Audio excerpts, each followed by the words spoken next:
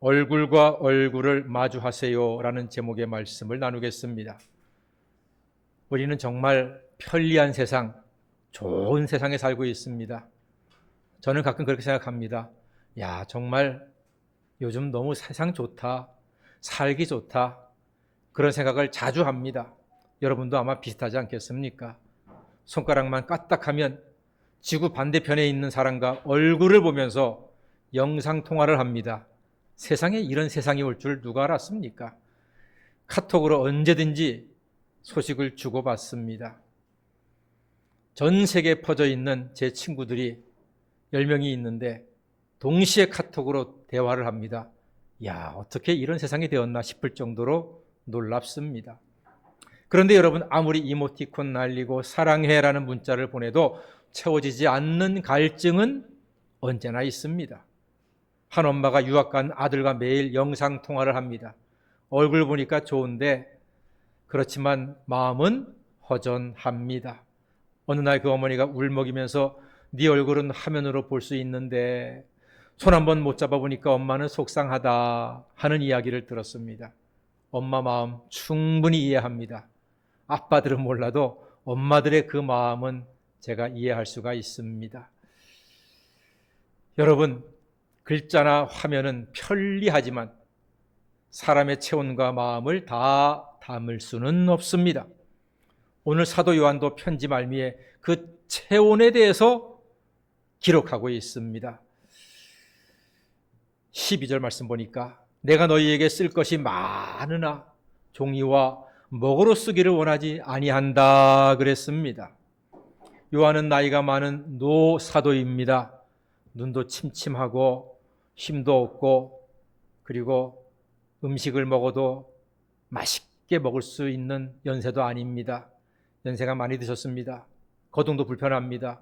종이로 글씨를 쓰는 것조차도 힘이 드는 그런 연세가 되었습니다. 그럼에도 요한은 오늘 할 말은 많아요. 교회를 흔드는 가짜들로부터 성도를 지켜야 했고 교회를 견고히 세워야 했고 성도들에게 전하고 싶은 격려의 말씀도 많이 있었습니다. 그런데 요한은 갑자기 펜을 내려놓고 글씨를 안 쓰고 하는 이야기가 내가 종이와 목으로 다 쓰지 않겠다 이렇게 선언을 하고 있습니다. 귀찮은 게 아니라 편지로는 성도를 향한 자신의 사랑과 하나님의 은혜를 다 담을 수가 없기 때문이었습니다. 그래서 요한이 선택을 하기를 이는 너희에게 가서 면대하여 말하려 한다 그랬습니다. 면대하여, 얼굴과 얼굴을 마주 보는 것을 면대한다라고 이야기하지요. 노사도가 불편한 몸으로 먼 길을 가서 성도들의 눈을 바라보고 그들의 손을 잡고 서로 대화를 나누고 그들의 아픈 것을 듣고 말로 위로하고 기도하고 말씀을 증거하고 함께 영적인 교제를 나누고 싶다라고 지금 기록하고 있는 게 오늘 읽은 본문의 내용입니다. 여러분, 왜 굳이 만나야 할까요? 12절 말씀에 사도가 이렇게 말합니다. 이는 너희 기쁨을 충만하게 하려 함이라 그랬습니다. 여러분, 진짜 기쁨, 진짜 위로, 진짜 사랑은요, 글자가 아니에요. 얼굴을 마주하고 체온을 나눌 때 서로 눈을 마주치고 대화를 할 때 그때의 기쁨도 위로도 사랑도 깊이 있게 나눌 수가 있는 겁니다. 우리가 낙심해 있는 지체들에게 문자 메시지로 힘내세요, 기도할게요 라고 문자를 보낼 수도 있습니다. 또 보내고 있습니다. 그것도 귀한 일이지만 정말로 힘들어서 눈물 흘리는 형제의 곁에서 어깨를 토닥이며 그의 말을 다 들어주고 그의 눈물을 닦아줄 때에 진정한 치유, 위로, 회복의 은혜를 맛볼 수가 있는 것입니다. 기독교는 비대면 종교입니다. 우리는 지난번 코로나 때 알았습니다. 뭘 알았어요? 비대면은 교회의 맛이 아니더라고요. 비대면은 예배의 맛이 없어요. 비대면으로는 말씀의 맛도 느낄 수가 없더라고요. 저도 여러분들처럼, 아니 여러분들보다 더 말씀을 듣기를 좋아합니다. 저요, 다른 목사님 설교 앉아 듣는 거 정말로 좋아합니다. 그래서 그런 기회가 있을 때 너무 행복해요. 이렇게 예배 시간에 앉아서 목사님이 잘 준비한 말씀을 듣는 게 이렇게 정말 기쁘구나. 저는요, 다른 데 가서 예배 드리면서 다른 목사님 말씀을 들을 때 정말로 기뻐요. 제가 갖는 이 기쁨을 여러분도 함께 가지시기를 주의 이름으로 축원합니다. 정말로 좋아요, 말씀 듣는 시간이. 그런데 말씀을 그렇게 좋아하는 저도 온라인으로 유튜브로 말씀을 들으니까 말씀을 들어서 좋기는 좋은데 그 은혜와 그 감격과 그 기쁨은요, 뚝 떨어지더라고요. 그냥 지식으로 아는 거지 정말로 은혜가 충만해서 내 속에서 목사님이 강단에서 나를 사랑하고 나를 위해서 나를 위로하며 나에게 생명을 주는 그 말씀, 준비된 말씀, 기도된 말씀을 증거하는 그 맛을 느끼지 못하기 때문에 아쉬움이 많더라고요. 그래서 다 같이 교회는 대면이다. 교회는 대면이에요. 제가 알았어요. 교회는 비대면이 아니에요. 그때는 코로나 때는 어쩔 수 없이 정부가 하는 시책에 의해서 모여서 좁은 방에서 예배드리다가 기침하면 금방 전파되니까 어쩔 수 없이 비대면으로 했지만 앞으로 비대면으로 예배드리는 날이 정말로 없었으면 좋겠어요. 교회는 대면이에요. 그걸 아주 저는 깊이 체험했습니다. 오늘 사도 요한이 그 얘기하는 거예요. 아이고, 신앙은 대면이야. 글자 보내고 문자 보내고 이거 아니야. 내가 찾아갈게. 나 나이 많지만 너 보고 싶어. 글씨 쓰는 거 이제 지겨워. 널 찾아가서 네 손 잡아주고 함께 기도하고 함께 예배하고 싶다. 지금 사도 요한이 그렇게 이야기하고 있는 거예요. 교회는 대면이에요. 비대면이 아니란 이야기를 지금 하고 있는 것입니다.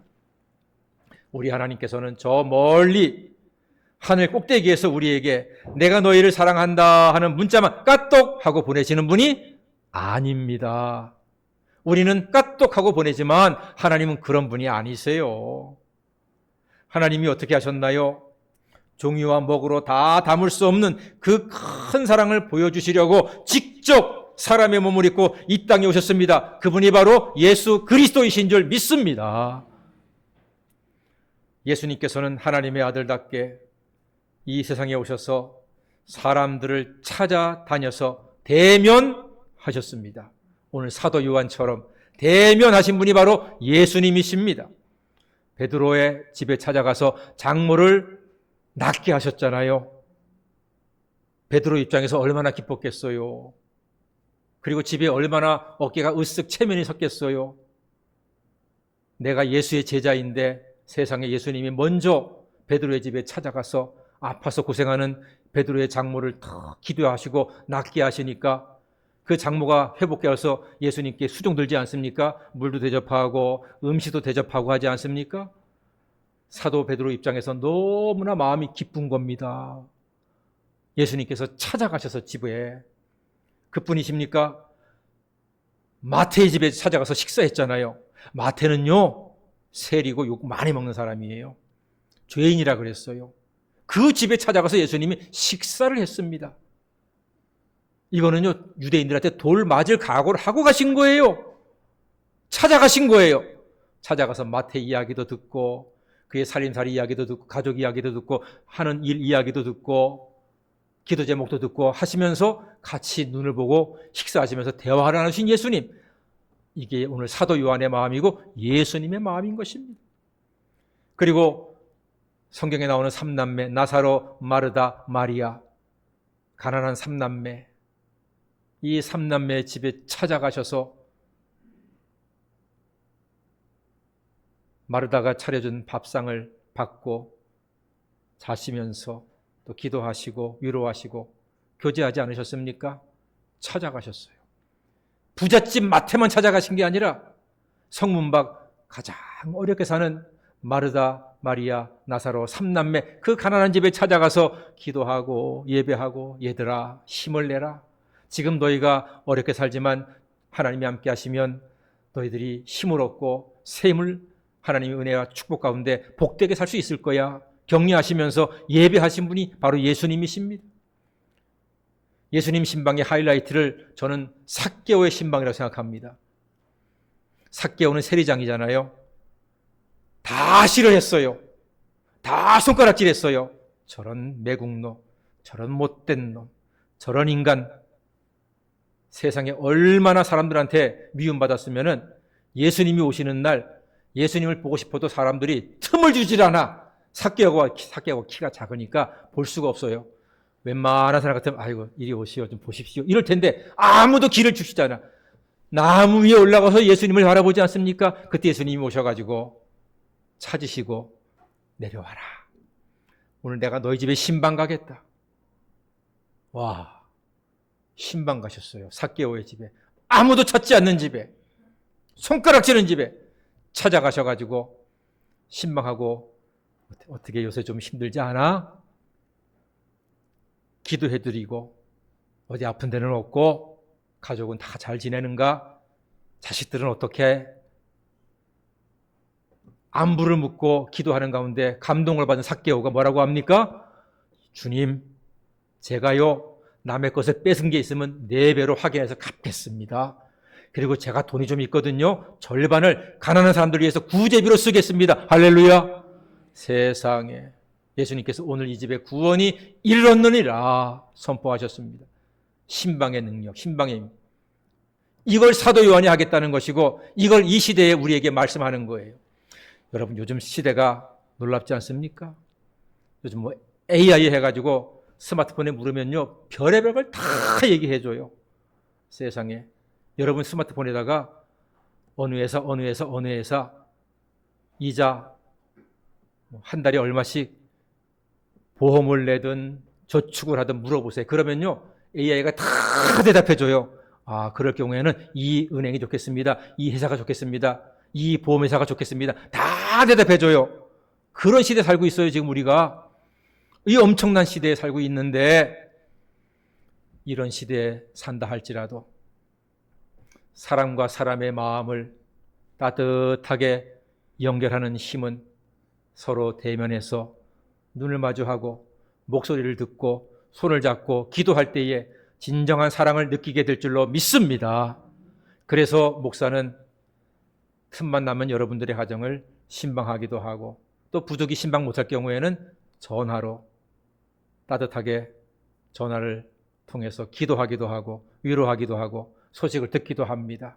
만나는 게 그렇게 중요하기 때문에 그게 바로 주님의 뜻이고 오늘 사도 요한이 주님을 본받아서 오늘 우리에게 가르쳐주고 있는 말씀입니다. 대면이 중요합니다. 예수께서는 신방 가서 대면하여 대화하시고 식사하시고 안수하시고 위로하셨습니다. 대면하여 보여주신 사랑이었습니다. 대면이 중요합니다. 그래서 교회는 비대면이 아닙니다. 대면입니다. 13절에 요한은 이렇게 끝을 맺습니다. 택하심을 받은 내 자매의 자녀들이 내게 문안하느니라 그랬습니다. 이 마지막 절도 의미가 있어요, 여러분. 우리 이럴 때가 있죠. 누굴 만났어. 그리고 밥 한 잔 먹고 차 한 잔하고 헤어져요. 그러면서 이렇게 얘기하죠. 아유, 사모님께 안부 좀 전해주세요. 혹은 아유, 부모님께 안부 좀 전해주세요. 그러잖아요. 지금 그게 그 얘기예요. 근데 그 얘기 여러분, 안부 좀 전해주세요. 요 한마디가 별거 아닌 것 같지만 그걸 전해들은 사람은 마음속에 따뜻해집니다. 아, 그분이 나를 안부를 전해주셨구나. 아이, 고맙다. 감사하다. 하면서 그분을 한 번 더 생각하게 되고 기도할 때 그분을 위해서 기도하게 되는 것입니다. 다 같이 안부 좀 전해주세요. 이게 별거 아닌 것 같지만 지금 마지막 말이 그 말이에요. 내게 문안하느니라. 내 자매, 자녀들이 내게 문안한다 그랬습니다. 여러분, 안부 좀 전해주세요라는 말을 사도 요한이 지금 하고 있는 거예요. 우리에게 정말 이 말씀을 통해서 많은 걸 가르쳐 주지요. 여러분, 신앙은 사실 예수 그리스도가 중심입니다. 그러나 예수 그리스도만으로 우리가 신앙생활을 온전히 합니까? 인간적인 관계, 성도 간의 아름다운 교제 정말로 중요합니다. 여러분, 교회 떠난 사람이 예수가 싫어서, 예수가 미워서 예수 때문에 교회 떠난 사람 봤습니까? 아닙니다. 예수가 문제가 생겨서, 예수가 싫어서 교회 떠난 사람은 한 사람도 없습니다. 그 교회 나와서 누군가로부터 상처받았기 때문에, 누군가로부터 대접을 못 받았기 때문에 그게 마음의 아픔이 되어서 교회를 떠나는 겁니다. 그러니까 이렇게 서로 대면해서 대화를 나누고 기도 제목을 묻고 안부를 묻는 것은 정말로 중요한 것입니다. 초대교회 때도 그랬습니다. 지금은 더 마찬가지입니다. 지금은 더 그렇습니다. 안부를 묻지 않습니까? 내게 문안하느니라 아이고 너한테 안부 전해달래. 이 이야기를 들은 초대교회 교인들이 아이고 감사합니다. 그렇게 안부를 또 전해주셨군요. 고맙습니다. 라는 생각을 하게 된다는 말입니다. 비록 멀리 떨어져 있지만 우리는 주님 안에서 연결된 한 가족임을 따뜻하게 확인시켜주고 있는 장면이 바로 마지막 절 장면입니다. 오늘 우리에게 이 말씀은 어떤 사람에게는 큰 도전이요, 어떤 사람에게는 작은 도전이 될 수가 있습니다. 그러나 분명한 것은 도전이 됩니다. 혹시 우리는 스마트폰 뒤에 숨어서 신앙생활하고 있지 않습니까? 예배는 그냥 집에서 영상으로 대충 드리지 뭐. 모임 귀찮은데 단톡방에서 인사만 하지 뭐. 이러지는 않습니까? 편리함이 우리의 영적 게으름이 되면 안 되겠습니다. 화면을 보면 정보를 얻지만 얼굴을 보면 생명과 기쁨을 얻을 수가 있습니다. 그래서 예배가 중요합니다. 오늘 예배 오신 여러분 정말로 잘하셨습니다. 귀한 발걸음 하셨습니다. 예배의 자리 나와 서로 얼굴을 보셔야 합니다. 함께 찬양하며 눈을 맞출 때 혼자서는 누릴 수 없는 충만한 기쁨을 얻게 될 것입니다. 오래 만나는 것이 중요한 것은 아닙니다. 주일날 와서 잠깐 얼굴 보지요. 인사 간단하게 하지요. 그것만으로도 충분합니다. 그것만으로도 좋습니다. 물론 또 모임이 있거나 관계가 있어서 커피 한잔 할 수도 있지요. 그럼 더 좋지요. 오래 만나라고 하지 마십시오. 교회에서는요, 오래 만나면 문제가 됩니다.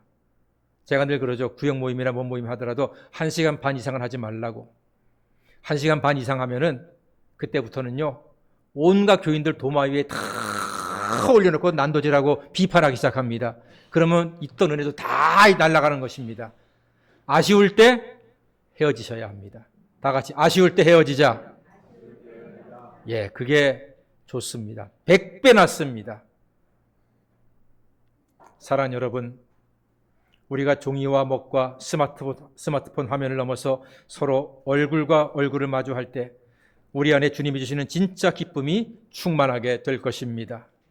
주님과 대면하시며 서로 대면하여 예배드리면서 비록 짧은 인사이지만 진심이 담겨있는 한마디, 사랑이 담겨있는 눈빛으로 사랑 가득한 삶을 날마다 이어가시는 하나님의 사람들이 다 되시기를 주의 이름으로 간절히 축원합니다. 아멘. 기도하겠습니다.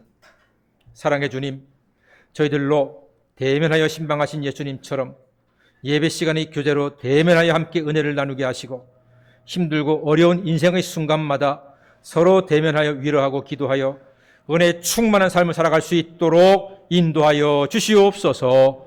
예수님의 이름으로 기도하옵나이다. 아멘. 찬송가 4